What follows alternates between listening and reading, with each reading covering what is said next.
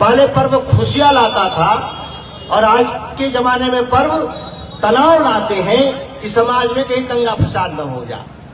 जिस हालत में रामगढ़ का उपचुनाव में तनाव पैदा करने के लिए बहुजन समाज पार्टी और भारतीय जनता पार्टी के लोग सड़कों पे गुंडागर्दी के पर उतारू हैं। सुधा चुनाव केवल 1 साल के लिए है। कौन जीतेगा कौन हारेगा मैं नहीं जानता, लेकिन सुधाकर सिंह यहाँ 5 साल रहेंगे, मुझसे टकराना होगा, इस बात को याद रखना है। पिछली बार 20 में 3 जगह ही लाठी से पिटाए थे लोग। इस बार चुनाव में गुंडागर्दी करेंगे तो 300 बूथ पर पिटाएंगे लाठी से, याद रखना है। फसाद करने का काम करते हैं लोग। पहले पर्व खुशियां लाता था और आज के जमाने में पर्व तनाव लाते हैं कि समाज में कहीं दंगा फसाद न हो जाए। पूरा प्रशासन चौकस रहता है और ऐसे लोग खासतौर से जब चुनाव का वक्त होता है तो दंगे फसाद के रूप में उतारू रहते हैं। इतना ही नहीं, चुनाव 4 दिन 5 दिन बचा है। जिस हालत में रामगढ़ का उपचुनाव में तनाव पैदा करने के लिए बहुजन समाज पार्टी और भारतीय जनता पार्टी के लोग सड़कों पे गुंडागर्दी के पर उतारू हैं। राष्ट्रीय जनता दल के कई जगह पे कार्यकर्ताओं का रास्ता रोकना, गाड़ियां छेकना, गांव में धमकी देना, ऐसे दर्जनों घटनाएं जो करने के लिए अति उत्साह में लोग हैं। इस बात को ठीक से याद रख लें।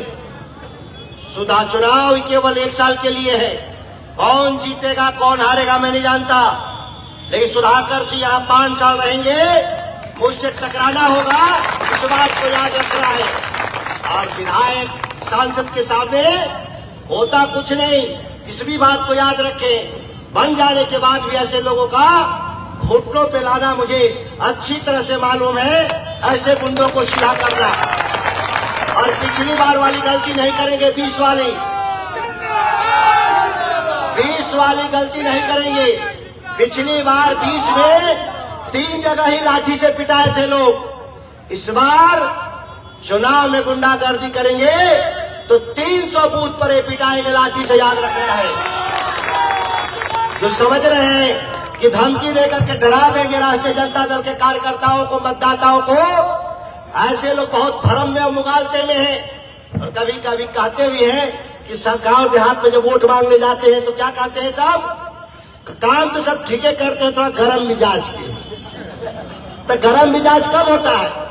जब हमारे लोग को धमकी दिया जाएगा और हाथ छोड़ा जाएगा तो जरूर कभी कभी मेरा मिजाज भी गरम हो जाता है। और ये तलक और मिजाज किसी के चेहरे के चलते नहीं। लोग ये सोचते होंगे कि मैं गांव रामगढ़ में और कैमूर में ही मेरा मिजाज तलख रहता है, गरम। ऐसा बात नहीं। आप देखे होंगे कि आपके हितों की लड़ाई जब चल रही थी और मैं बिहार में कृषि मंत्री था तो राज्य के मुख्यमंत्री के सामने भी तंगने का काम किया था, झुकने का काम नहीं किया था। इस बात को याद रखिएगा। ये झुकने वाली दूसरी नस्ल होगी। हम लोगों ने जो आप लोगों ने चुना है, जिस काम के लिए चुना है, उसके लिए अगर हमको शहीद भी होना पड़ा तो हम पीछे हटने वाले लोग नहीं।